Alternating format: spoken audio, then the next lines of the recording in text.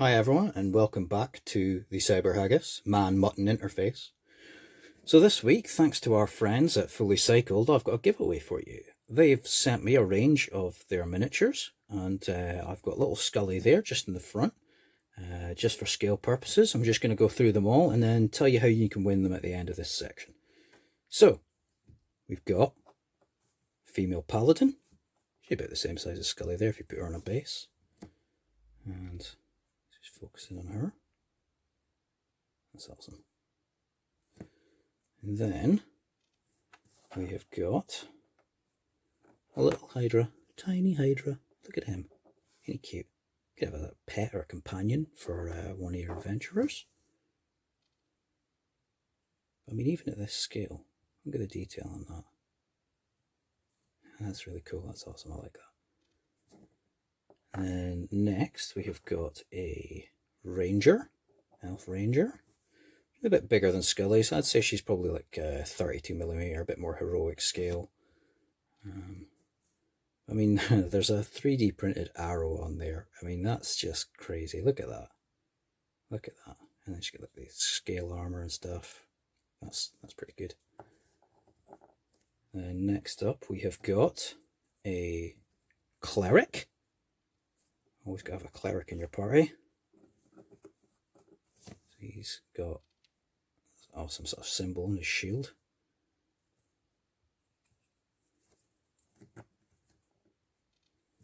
And then next, we've got probably my favourite, Dwarven Brawler. So, he's got the eye patch there, and he is hench. He is swole. He's swole, son. Okay, and then, yeah, okay. And then next, we've got Hellhound.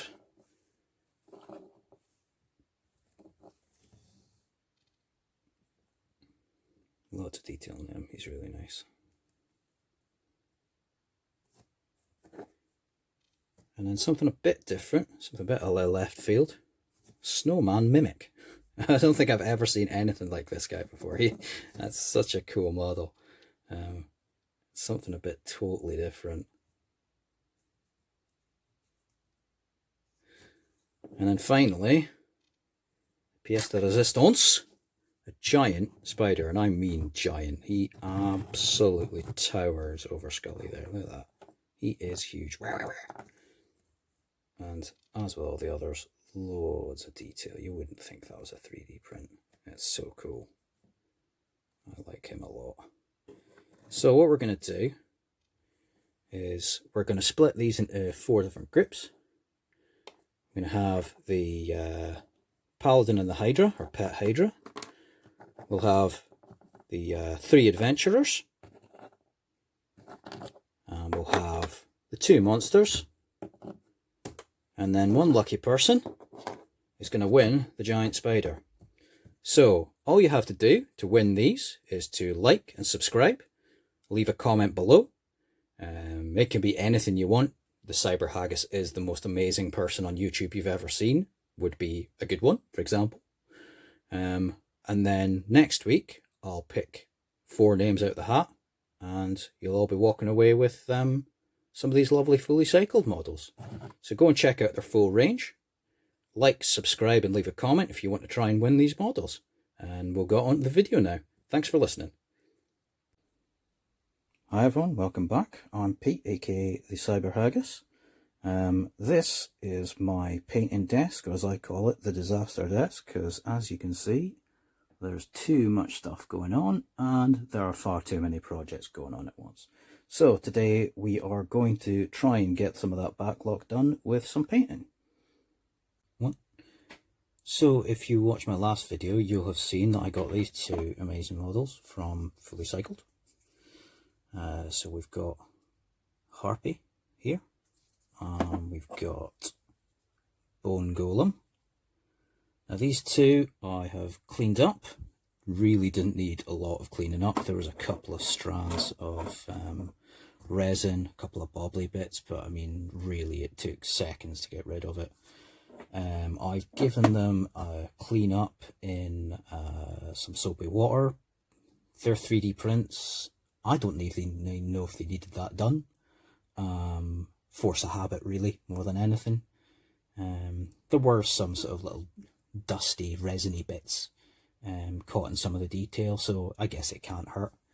I have undercoated them with a light grey spray paint, and the first thing I'm going to do is I'm going to wash each of these with a black ink, watered down, so that it brings out all the details. So I've got some Vallejo black ink. Give it a shake. Put some into the old palette there. Some water. And you'll have to excuse perhaps bits of me getting in the way, because I have to paint with the magnifying light, otherwise I can't see you do it properly. And it's quite hard to set up a position for the old camera. So let's get the harpy. Let's see if we can. Yeah, I think that's about the right consistency by the looks of things. Maybe I could maybe do it. Actually, I could maybe do with a little bit more ink in there. What I'll do with the ink. There we go.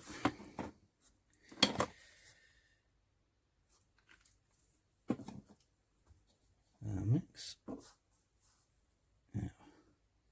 Yeah, that's better. That's better. That's going into the recesses and staying a lot better. So I'm just going to wash this whole guy. And like I say, that just brings out all the details, and it gives that first level of shading that you want, and allows you to have lines between areas already. Some people go back once they've completed a model to blackline things. I find by doing this, that saves you having to do that quite a lot, and it's really messy, which I like. So I think that's almost all him. I'm not going to do his base because I'm going to cover that with terrain pieces and my own mixture of swamp material, which we'll get to once we come closer to the end of this guy. So that's pretty much him done. We'll add a little bit more.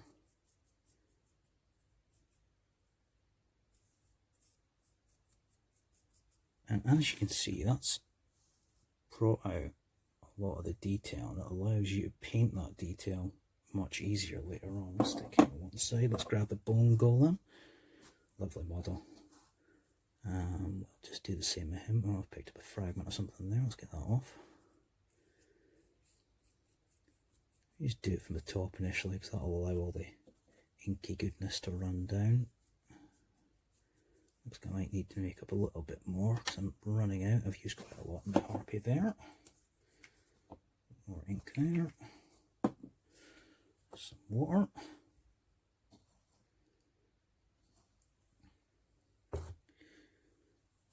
And one thing I'll say about these painting videos is that I am not a technical painter. I paint by just gut instinct and by the skin of my teeth quite a lot of the time. Now, I don't want to blow my own trumpet here, but I have won awards for my painting. But I wouldn't say that I'm a particularly amazing painter compared to a lot of the people you certainly see on YouTube, certainly see in a lot of the bigger competitions. But I don't know all the techniques. I don't know what they're called. If you see me using a technique and you think you know its name, then tell me the name, because I'm just making it up as I go along. I absolutely fly by the seat of my pants. I use a lot of non-wargaming paints and things. I use oils sometimes. I'll use a lot of technical acrylics and things like that. So if you see me doing something and you genuinely hate it, I'm afraid it's a case of tough luck.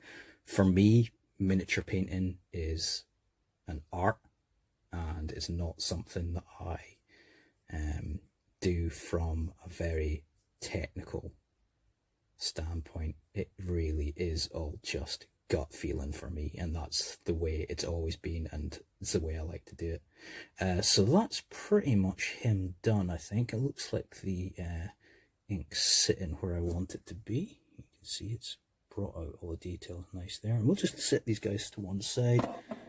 We'll leave them to dry and we'll come back to them in a minute. Okay, now that the ink wash is dry, you can see that that has nicely delineated a lot of the details on these guys.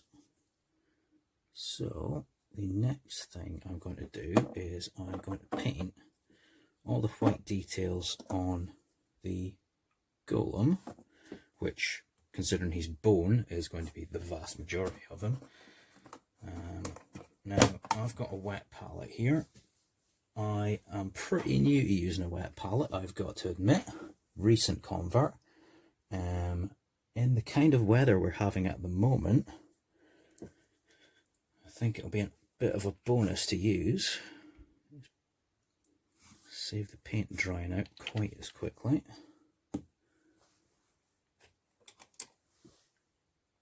So I'm just going to paint all the bone just like that, and then I'll get back to you once he's finished. Okay, so I've completed all the white on him.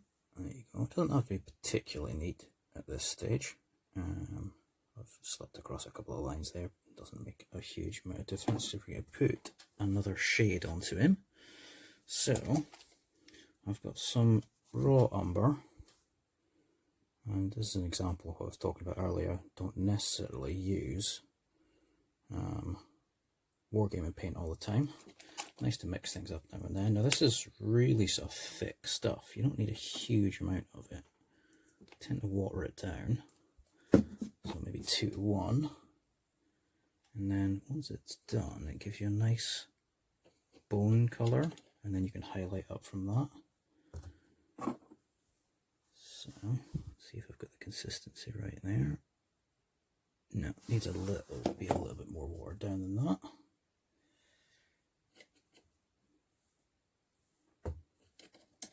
If it goes on too darkly, it doesn't really look the way you want it to be. You want it sort of, yeah, that sort of consistency.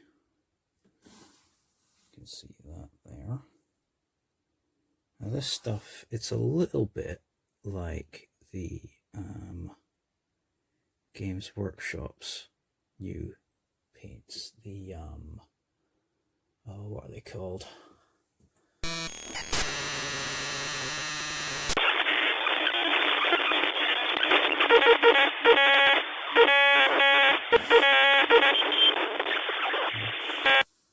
So I had a bit of a brain meltdown there, and I just had to look. It's a bit like the Games Workshop's contrast paints in consistency,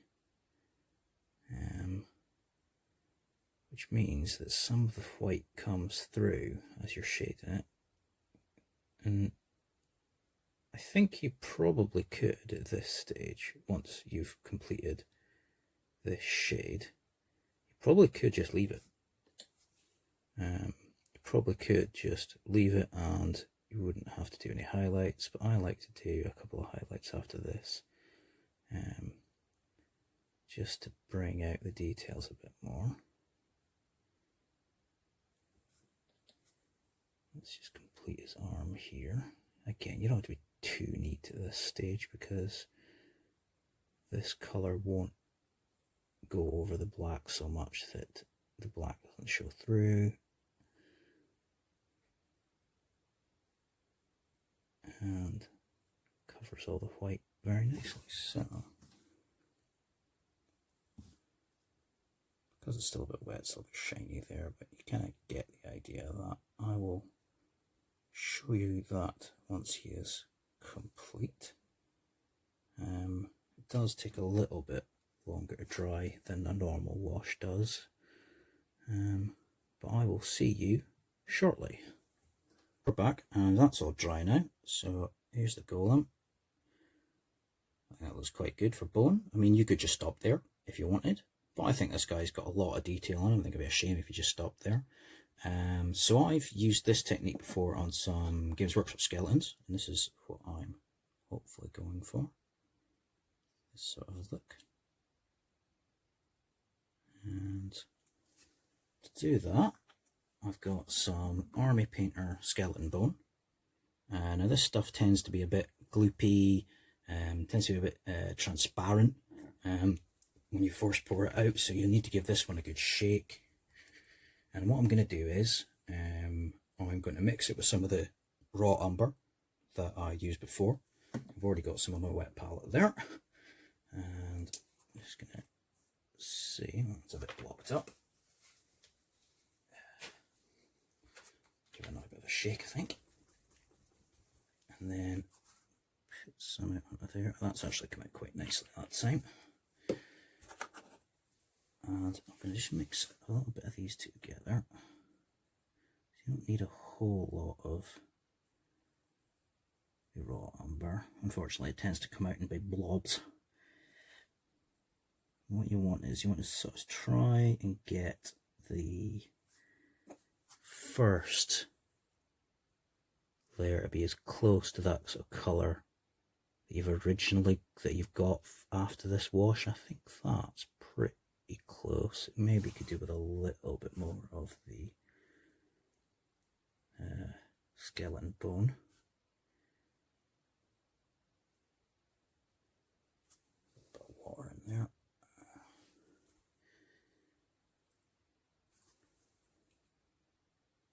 Yeah, that looks pretty good. Looks pretty good.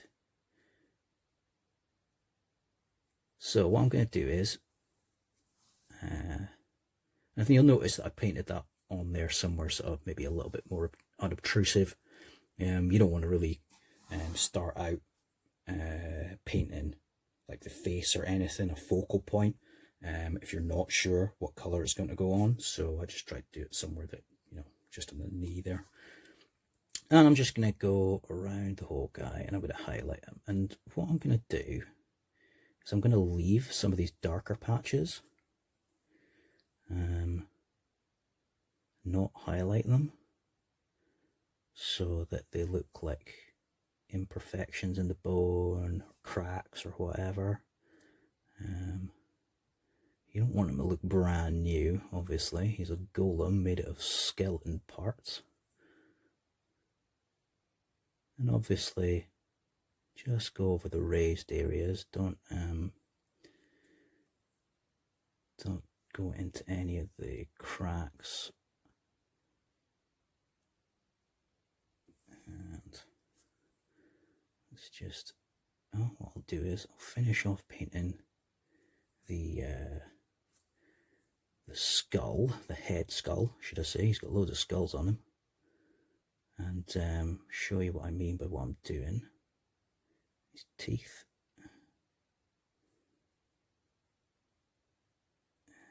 And do his jawline.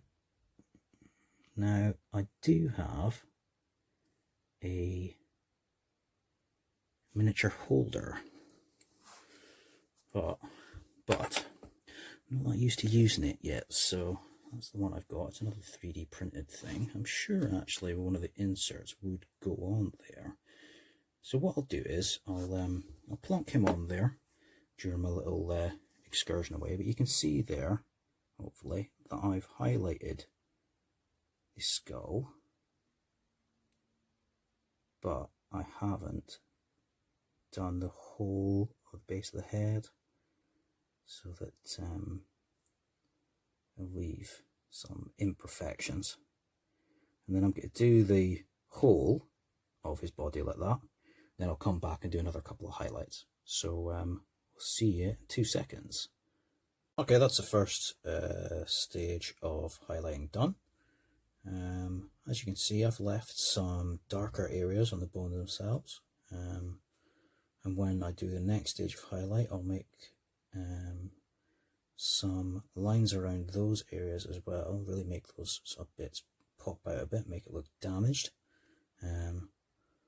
What I'll do now is I will add some more of the skeleton bone to our mixture, and then I will highlight that up and then add a little bit of white just at the end for the last couple of highlights. I'll probably do maybe another 3 or 4 highlights, and then I'll get back to you.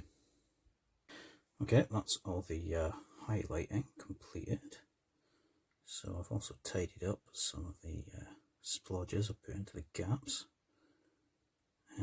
While I was highlighting them, I sort of feathered the last highlight to make the bone look a bit rougher than it is. And then I'm going to go on to the next stage, just going to gore him up a little bit.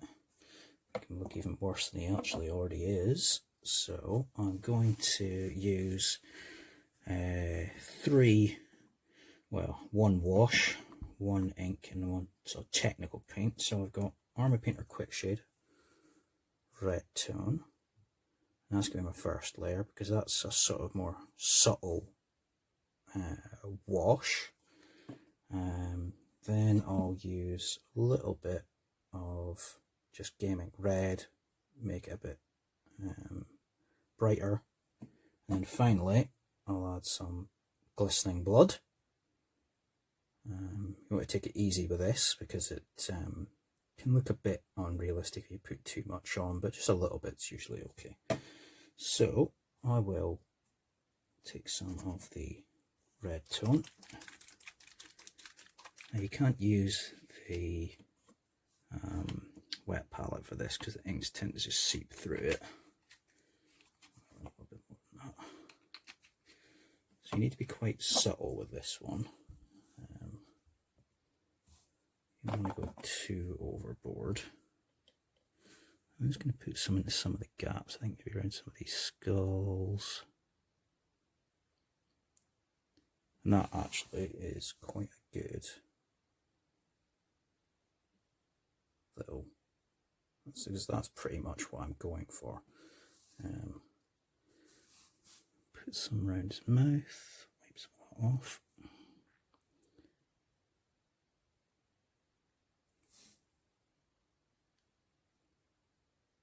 And what I'm looking for is I can look a little bit, splop that bit too much on his face there. Look at it, look. Oh dearie me. Not having a good time there. Just make him look a little gory. You don't want to go too overboard because it just starts looking ridiculous. So just in some of the gaps.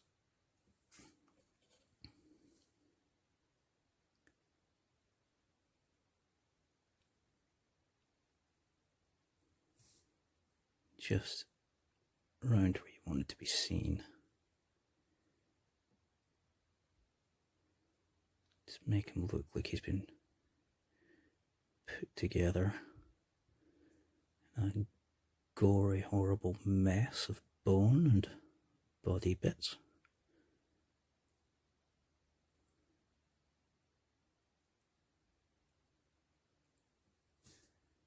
And then once this is all dry, I'll move on to the ink.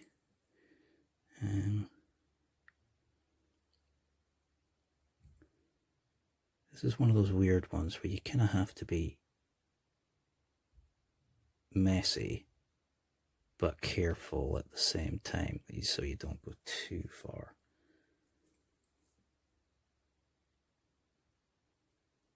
Because as crazy as it sounds, you want it to look realistic.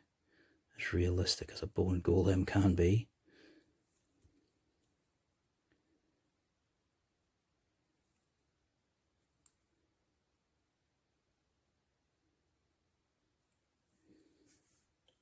So you can be subtle, I guess, if you want, or you can go completely overboard if you want your miniature. I'll just try to be a little bit more subtle.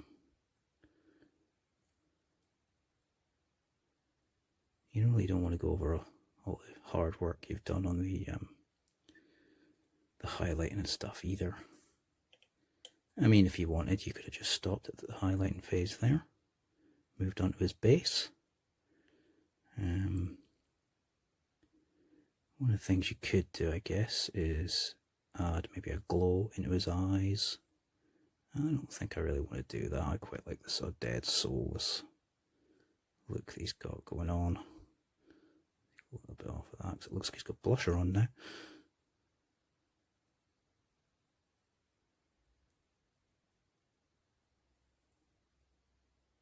There we go.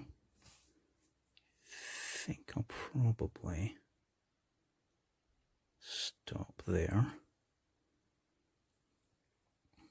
Maybe a little bit more on these sort of spine elements here.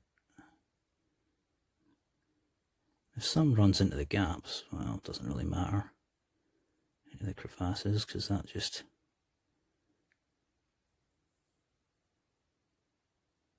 make them just look that little bloodier.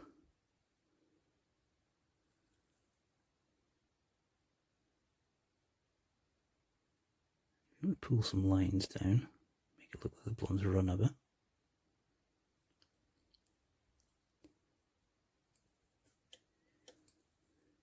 And if you want the tone to be a bit darker, you can add on another layer as you go. I think some of that's a little bit too pink. A layer, put on another layer, just that, there we go, that looks good.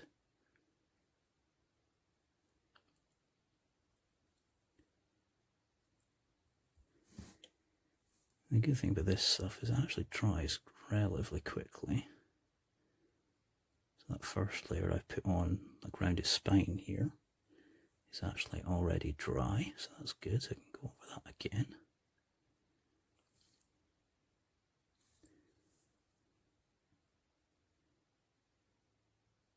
Even these bits around here that I just did relatively recently, they're all dry, so I'll just keep going. I think it actually helps that the weather at the moment is absolutely unbearable for somebody from Aberdeenshire, so it's helping the paint dry.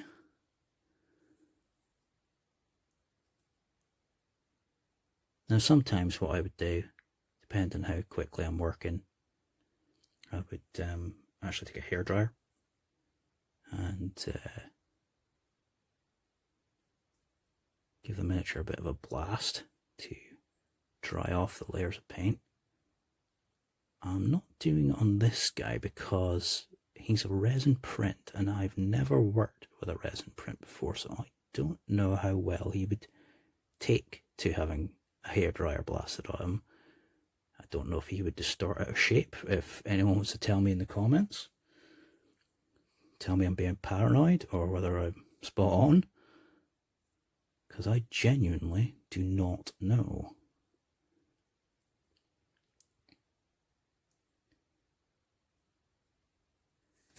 So I think that looks fine for the first go over. So I think just let that dry off a little bit. And we'll move on to the game ink. Now, this one you want to be even more sort of subtle because it is quite a bright colour. But it'll just make some of those bits pop a bit more. So I'm going to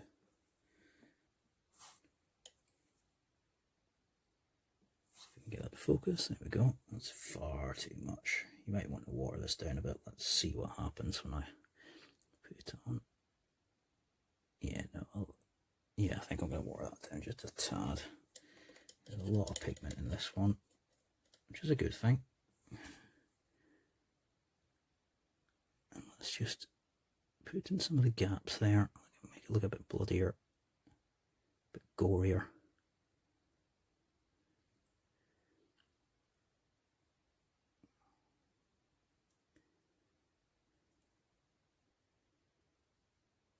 And again, it's one of those ones where you want to be neat, but at the same time not too neat, so that it looks natural. If you want, get your hands in there and just dab off some of it. I'm a big fan of just using your hands for stuff. You get a bit more control for dabbing things off than if you use like a piece of paper and you can wipe it everywhere. And if your hands aren't covered in paint at the end of a mini or at the end of a project, did you even complete the project?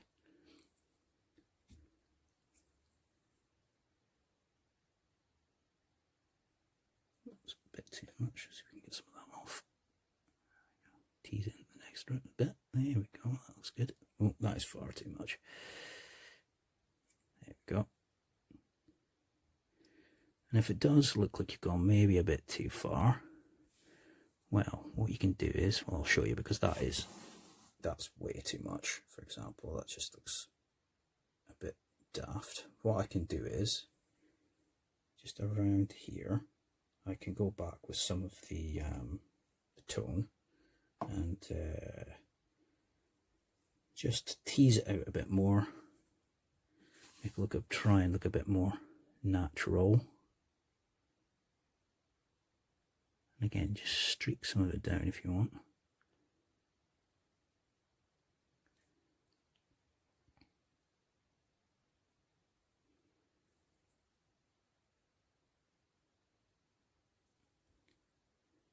If you put the red ink into the gaps, it'll just be that little bit darker, a bit more blood coloured.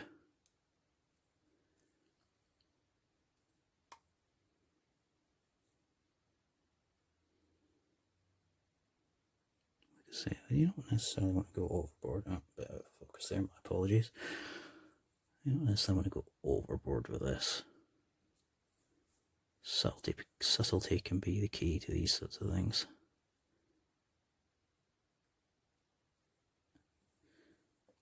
And one thing I know a lot of people will be sort of grimacing at is how much I'm handling the model. A lot of people say, you know, the oils in your hands will ruin your paint job and blah blah blah, but you're painting a miniature. You know, it's hard not to handle them. Should I be wearing gloves? Maybe, but it's 30 degrees outside, so no, that's not happening.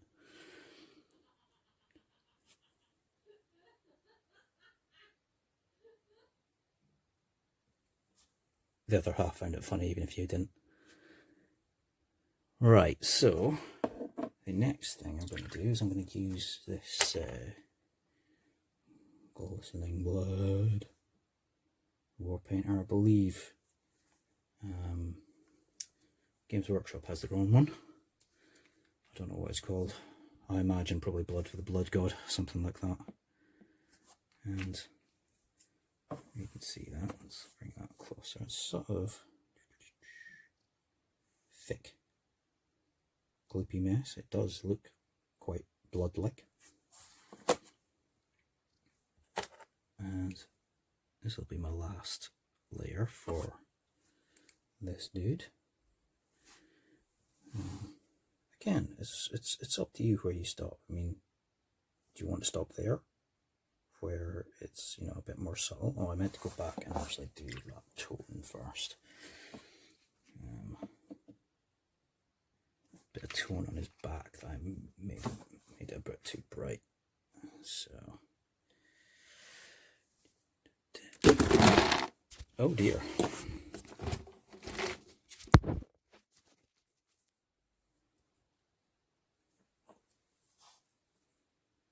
Sorry, camera fell over, my mistake.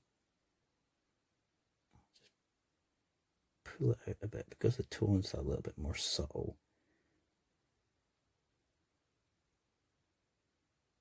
It's just having it around that area where I did a little bit too much red ink. Make it look a bit more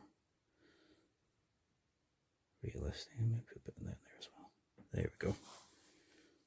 And that's what I'm talking about. So it looks a bit less red, a bit more realistic. Again, as realistic as a walking animated pile of bones and flesh can be. So let's go back to the glistening blood.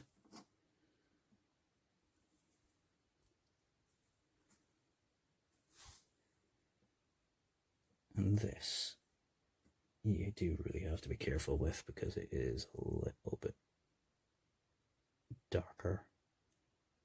It is less subtle than the other parts. I really only put it where you want sort of gobbets of flesh and blood to be.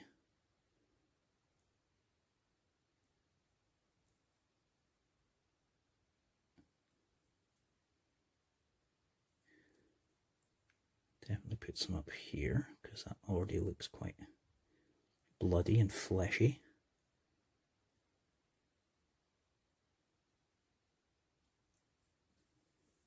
And then a little bit around this side as well. There's a fleshy bit there, a bit there.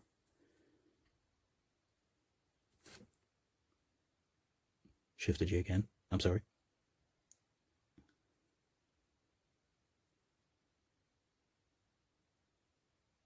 Again, pull some time, make it look like it's running.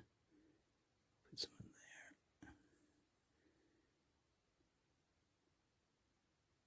there. There's his face there.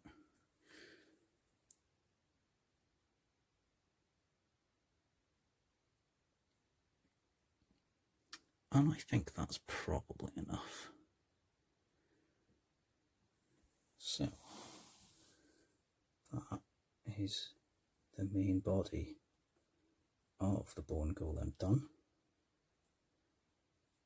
Suitably terrifying. Next bit I'm going to do his base. So, on his base, he's holding on to some rocks there, so I'll paint them up. I also noticed earlier on there's a little, I don't know if you can quite see it just by his foot, there's a little potion, I think, or it could just be another stone. A lot of the detail just even on the bases are quite nice. So let's get some ash grey. I use a lot of Army Painter paints, but I also use Vallejo. I'm really going to have to find a better position for my camera at some point, something to plonk it onto at the moment. It's just so balanced. But let's put a dab over there. And let us just paint up these bits on his base.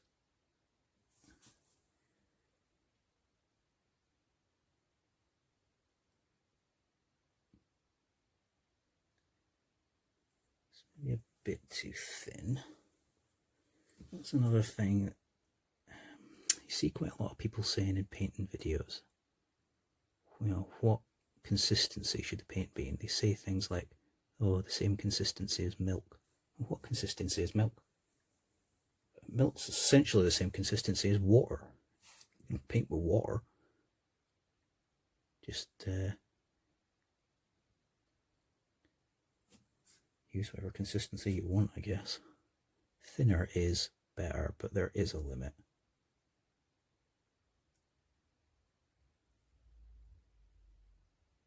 Now the bonus with painting these rocks is that I've already had them painted grey and already put a black wash over them,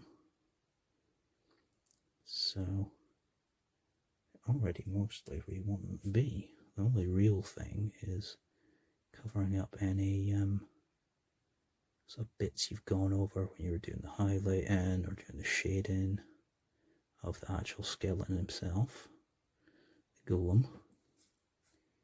Just cover them up.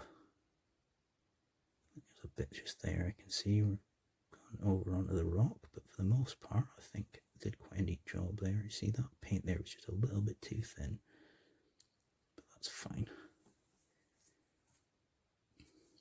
I've got this rock here, a nice unnatural crack in it, so I'll try and leave that a bit.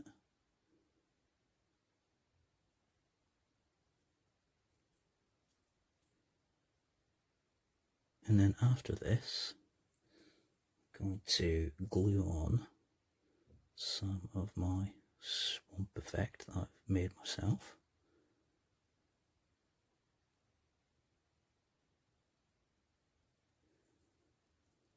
Well, first I'm going to highlight the rock, I think, once more. Just do the edges of it a bit. Feather it a bit again so it looks a bit more rough and rugged. I think most of these other rocks are going to be covered up, so there's no point in really doing anything with them. Whoa, that was close. Okay, so let's just mix some of the white in with the grey.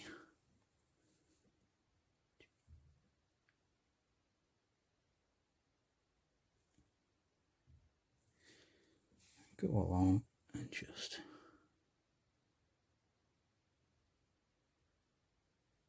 try and highlight where the stone is raised. But I mean, it's a rock, you don't have to be overly picky about these things. As long as you go along roughly where the edges are, because I'm going to feather some of that.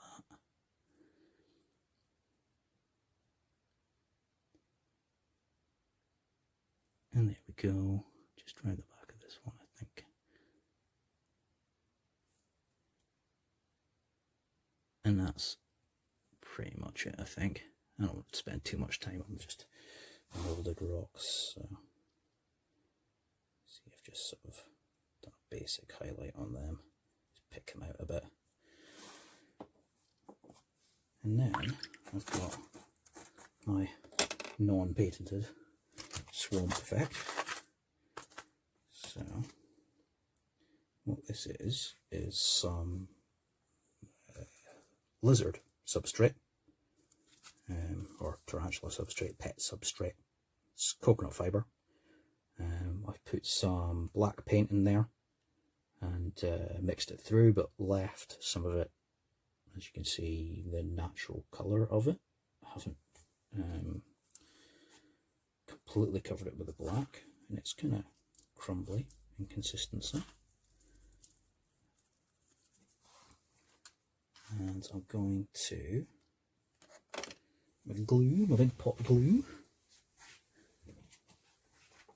Get an old brush, brush some of that on.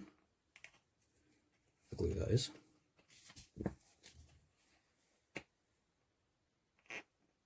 Yep, glue's sealed itself. Annoying. So bear with me here, folks.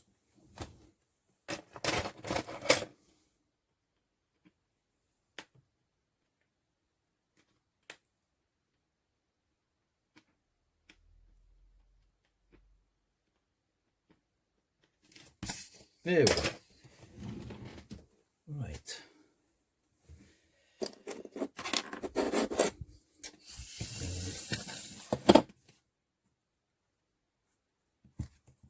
Glue base.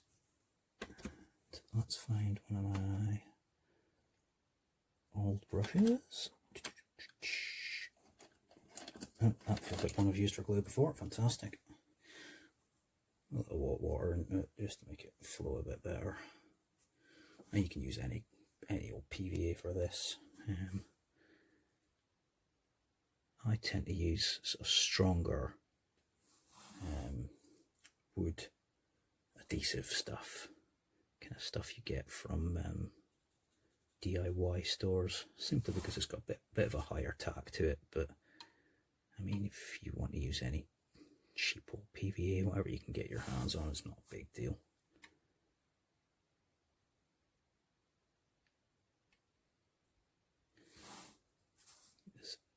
I won't necessarily cover up his toes, but a little bit on his toes isn't going to make a lot of difference, because, well, he's supposed to be wandering around a swamp. He's going to sink in a bit, isn't he? Let's just blob it in.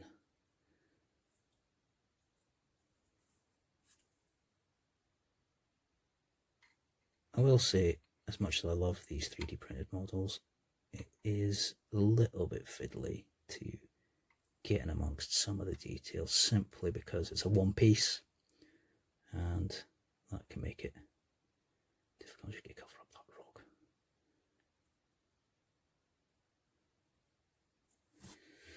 So that's that done. Then I'm just going to fully dip him straight into the Cyberhaggis patented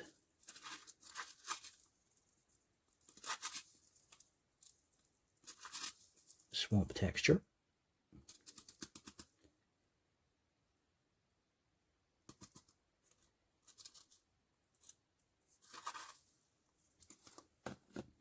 This, press it down a little, helps a deer a bit better.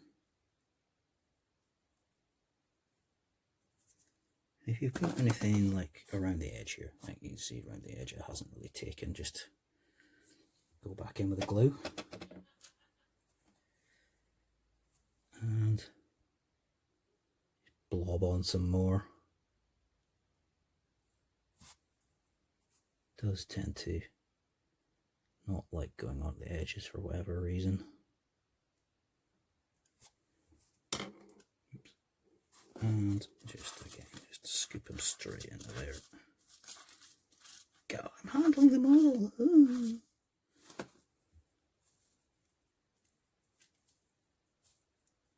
You may get a second sort of thicker layer on for that as well, so that's quite nice. Right, so it looks like it's mostly taken on. Those sort of edgy bits, I'm going to do a black line round anyway, so I'm not going to worry overly much about them. See, around the back here, his tail's gotten a little bit covered up, so I'm just going to go back in with a brush that I haven't used yet and clean some of that out of there. So that's a good one. That's a good one. So, the old Indiana Jones and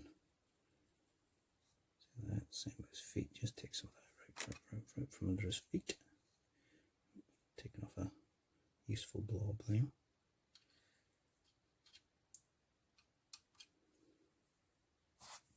But that is him with his swamp. Now the swamp looks a bit dry at the moment. So what I'm going to do is I'm just going to leave that to dry. Maybe take half an hour, and then I'm going to put some water effect onto that to swamp it up a bit more. Okay, so that's pretty much dry now. A couple of gaps so you can sort of see through, but what I'm going to do is I'm going to put on the still water, the water effect. I'm using Vallejo still water, and then once that's dry I will put on some grass effect, just cover that bits up, and hopefully that'll look grand. So I'm just going to pour out a little bit of the water effect onto my little palette I've got for things like PVA and stuff like that, and just gonna dab it into some of the bits I think that should look swampy. Now some of the swamp effect will come up with this, it's just almost inevitable, but it will soak it in nicely, especially if you give it a bit of a dab.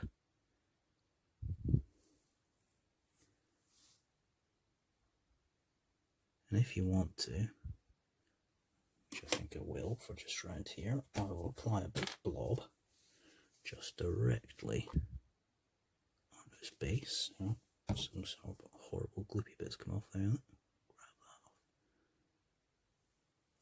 Don't know what that was. I will properly dab that in.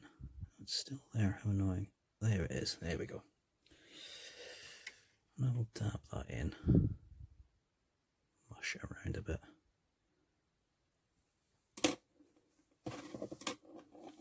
A little bit more on my palette. There we go.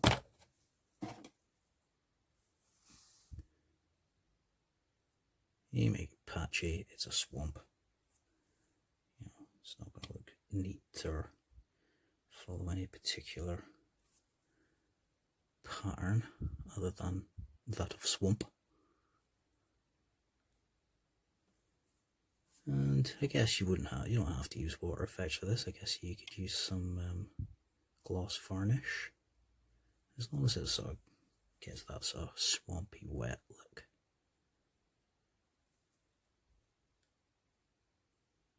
And that's that. So you can see it's made it look nicely gungy. And once that's dry, I'll come back. I'll cover up some of these bits of the base that are showing through with some grass effect. I will do a black line around the base, cover up all that grey where I've been handling it, and then that will be him done. So that is that dry. So you can see it's going to suitably wet and swampy, marshy look. Next, I'm going to put some grass scenic bits on it.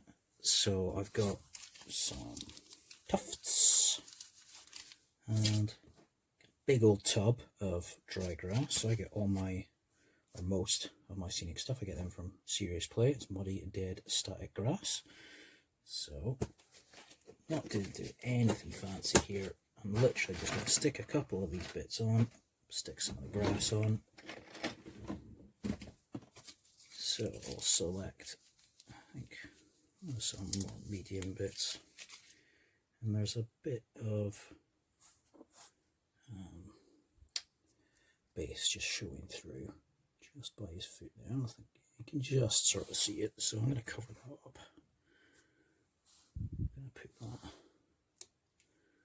just there. Press it down a little, spread it out a bit. Just going to use the one of them, I think, and I'll get the brush I've been using. Where is it? There it is. And put on some of the static grass as well. So see if there are any. So there's a sort of bit at the front there where there is the base showing through. There's a little bit there as well. But I mean, just put it anywhere you feel will look good. I think I quite like the look of him being mostly on a sort of muddy base there, so I think I'll just leave it at that. So I've got sort of two bits to add the grass to. And what I like to do is I just like to get fired in, so I just clump it, I just dab it on there, that. Give it a bit of a tap and get that off. Off any excess, and then just on the other side. I guess if you've got a static grass applicator, you could use that.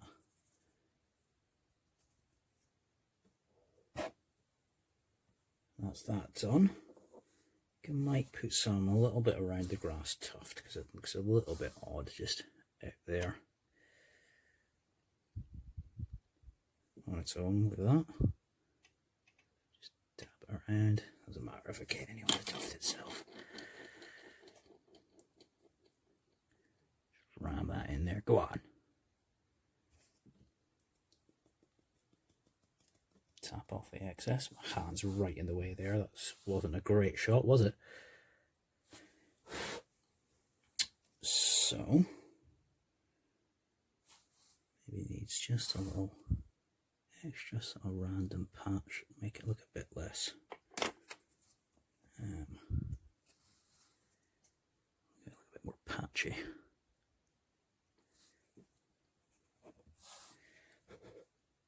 So yeah, I'm happy enough with that. Looks marshy and moory.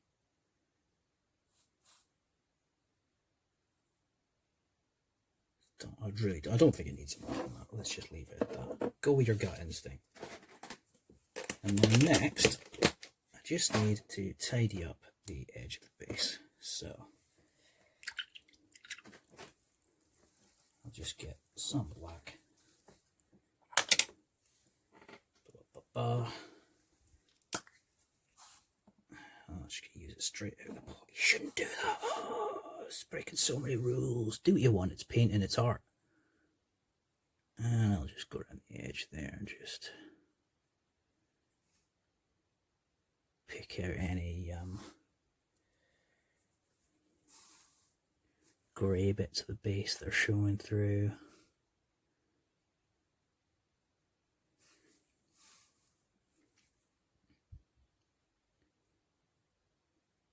And then once this is done and dry, and the glue for the static grass is dry as well, I will put a coat of varnish over the top of it, and then that is him done and dusted. So I've got to say, this model was an absolute pleasure to paint. There's a lot of detail in it. I would say that the only time I could see that it had been 3D printed where there were some bits on the base that had the sort of classic 3D printing ridge that you sometimes see, but the rest of it, you just couldn't tell. You couldn't tell. It was pretty nicely put together. So that's the edge of the base done, and that's him, other than drying time, finished.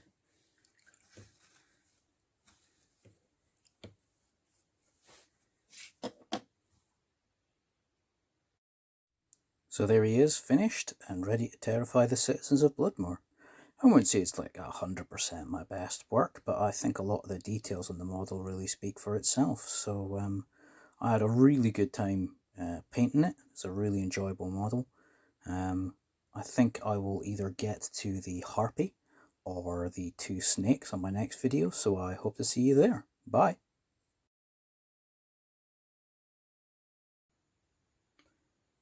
To finish out this video, I thought I'd give a quick shout out to one of my friends. He has just started a new website, tabletopheroes.co.uk. It's a new venture for him.